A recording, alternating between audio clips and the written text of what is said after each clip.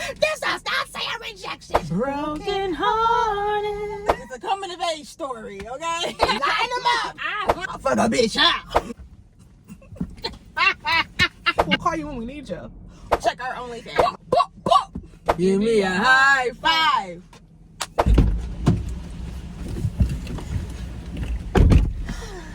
Oh, yeah. All right, welcome back to another episode of DropNGoMoms. I'm Ty, and this is Ashley. That's me. It was good. You was quick on your feet. You did your thing right there. You was on it. All right, and today we just dropped them kids off. We are winding down, Ashley. It is getting close to the end of the season. Yes. I think we got one more competition left. Saturday can't come fast enough. Exactly. And now we really getting hot and heavy into that last recital, the last performance for the year. Yes. And speaking of last night. What happened last night? I was scrolling and trolling. And what was on there? And I was in, the Ballet mom groups. And I saw this post. And they were, I don't know if the mama was upset or the kid was upset because it was very long. It was like 5 paragraphs. Oh, listen, you can't. Listen, we ain't got time for you to read the whole thing. I'm not. So, a synopsis. Okay. I am so frustrated I could scream. But I am trying not to show it to my daughter. She didn't get into her dream summer intensive this year. I know the reason. She collapsed mentally and technically during the audition. It was also her first in-person audition for an SI ever. She was nervous before, naturally, and I had a pep talk ready to go. But then we walked into a sea of ballet moms looking at us expectantly. I just whispered in her ear and trying not to embarrass her. When she came out of the audition, she was subdued and I didn't press her. The next day, she explained what happened and was crying. How do other parents deal? How do y'all deal with rejection? How do you handle it yourself? And how do you handle it with your baby? Being rejected from you talking about the dance world? Dance world, yes. Oh, okay, because it was me personally. Yeah. I'll fuck a bitch out. No. But for my baby, I gotta be a little bit more dignified. Yeah. No,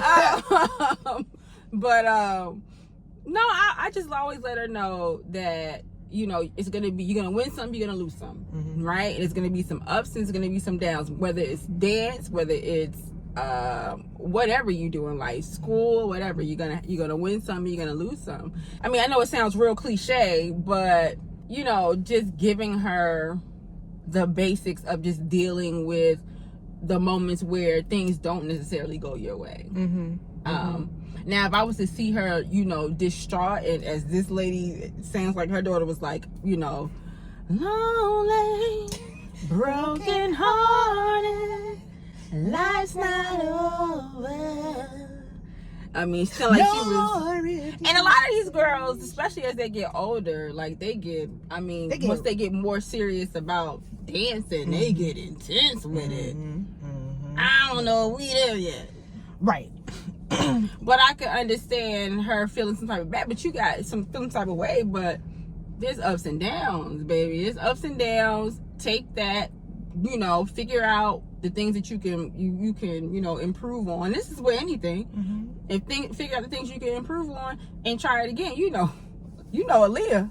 At first, succeed. Dust yourself off and try again. I mean, you can't go, listen, I can't fight everybody. I try. But I can't line them up. I line them up. Line all their asses up. Every big 3-letter dance go that rejected my bed. Line up. One, you can all get it. Look, we got to say hi. I don't know what y'all talking about, but all you see is What was I saying? Line them up. I can't line them all up though. Yeah. I mean, I could. I'll push a wig back quick. I get them high, my baby get them them low. Muffin cap peeled back. Okay?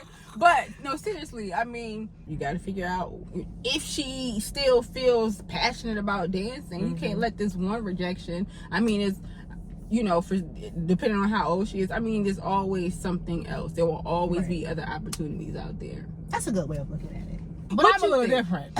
Oh, here you go. Because yes, my baby's been left out of Bad and Bougie before. Who got left off Bad and Bougie? And you know, I'm not that dance mom where I have to like be like, oh, what happened? You give me an explanation as to why. Listen, I let the dice land where they land. Shake them up, shake them up, shake them up, shake them. True. Okay, 7-Eleven. Mm-hmm. However it lands is how it is.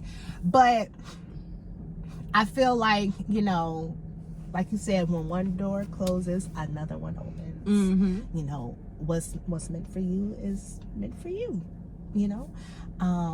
But speaking of like summer intensives, how do you feel about waitlist? Do you feel like being on a waitlist is like, oh, we're full, we'll call you when we need you?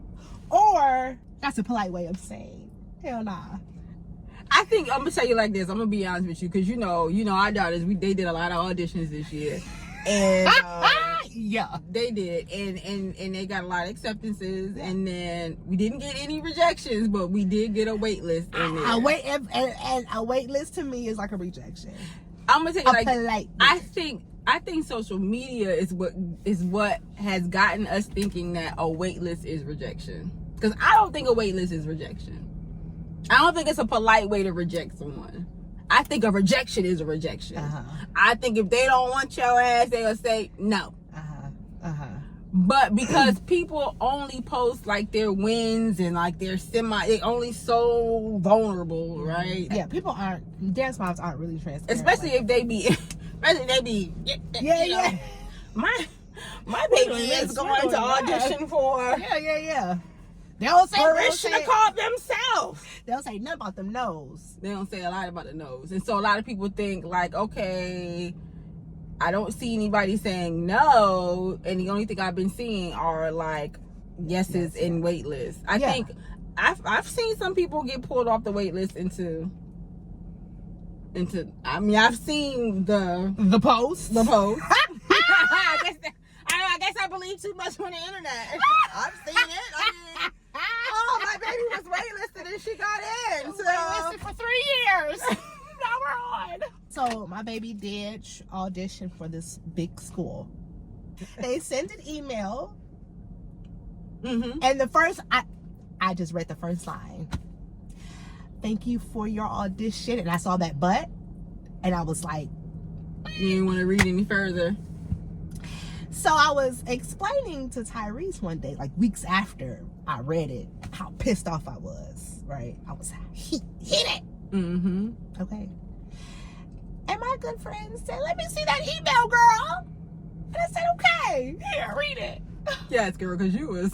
And she read it and she was like, girl, this does not say a rejection. She's been waitlisted. And I was like, it's the same damn, Tommy. I don't think it's the same thing. It is. Now you gonna feel some type of way when they contact you a month or two from now and be like, I'll make a video like, so guys, remember what I said. I stand corrected.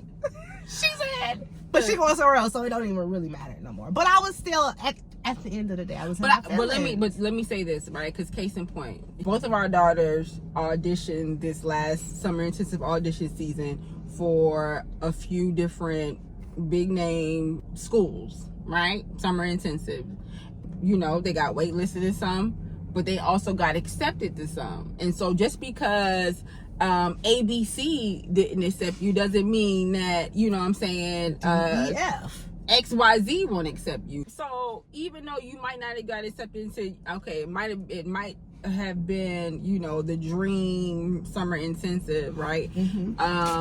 But there could be another one, and you might gain a new experience from that is just as good, if not better, depending on who you ask. You know what I'm saying? Like the training is the training. I think you can go to a big name school, and you can go to your local summer intensive, because our daughters are going to their local one as well. They're going to their home. I don't want to say local. They're going to their home school summer intensive as well, because you can always learn something from anywhere you go, and it's not always, you know, in the name. And I think that's what gets a lot of people wrapped up, you know. So you got left out bad and bougie, huh? I got left out bad and bougie. She got left out bad and bougie, child.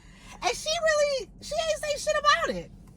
Except one time she kind of like noticed, and I'm like, you know, I don't know what happened. That's the thing, right? Because we're not, listen, I ain't in the class with you. I can't be in the class in there doing tendus and plies and showing your instructors how much you want, and you got to do it. Because my turnout is good. Let me see your turnout. Dance Moms After Dark.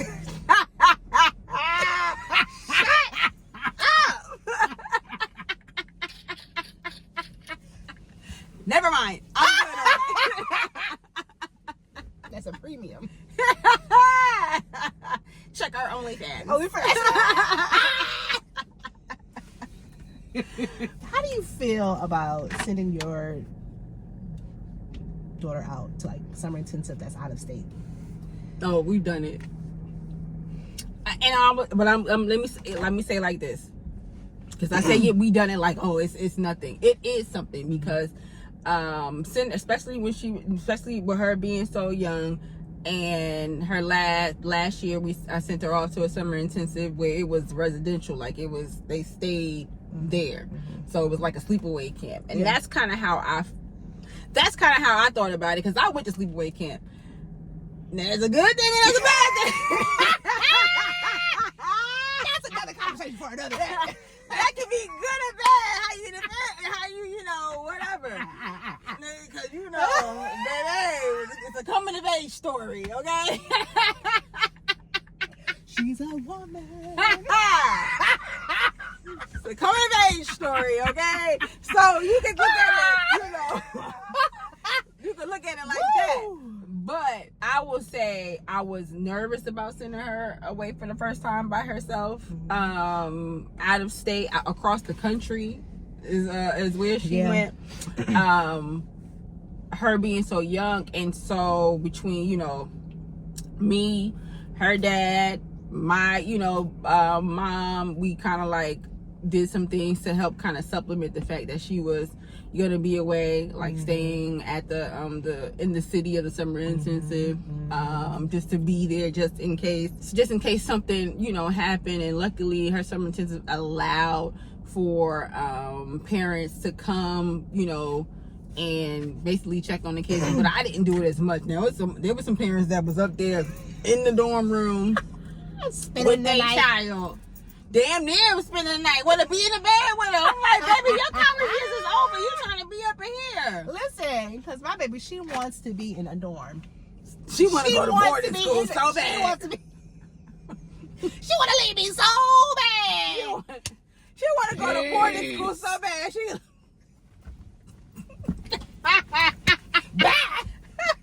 I visit on the weekend. Listen, baby, we already got it planned out for high school. Oh. I'm gonna send her to the ballet school, and I will see you on the weekend. We will have a girls' day weekend. I'm gonna sign your ass right back in. Now I don't mind the summer. I don't know if I could do it year round. Oh yeah. And here I go talk about I ain't really the mom material. And here you go like, girl, please. Okay, please. I don't know if I can do it year round. I don't know. Maybe one, you know. I mean, yeah. I mean, you know, you gotta miss your children, right? Yeah. And if you think about it, half of the day anyway, they in school, so you barely see them. You only see them when 5 o'clock when it's time to come home, go to sleep. I get it. But girl, it's time to go. Please. When I close my eyes, I won't be able to see you. I'll be asleep. We're gonna be asleep. Yeah, but you feel like she's safe. You know she in. I know she gonna be safe. She's a mini adult. Until you hear my coming of age story.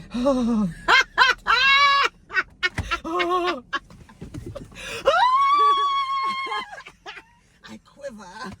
I shudder the thing. Legs. My legs quiver too. So bad. so bad. So bad. It's hot. I kill her. You're speaking from experience. I will say the summer intensive that she went to, they didn't play about them kids. Yeah. When I say them kids is on lockdown, ain't no coming of age story happening there. The only thing you gonna come up on is some damn point shoes. Okay? Exactly. Well, hopefully next year they can go to one together and be roomies. Child, they already damn near roomies. Yes. Anyway. We're brothers. We're happy and we're singing and we're colored. Give me a high five. All right, we appreciate y'all coming by for another episode of Drop and Go Moms, where we drop them kids off and fucking go.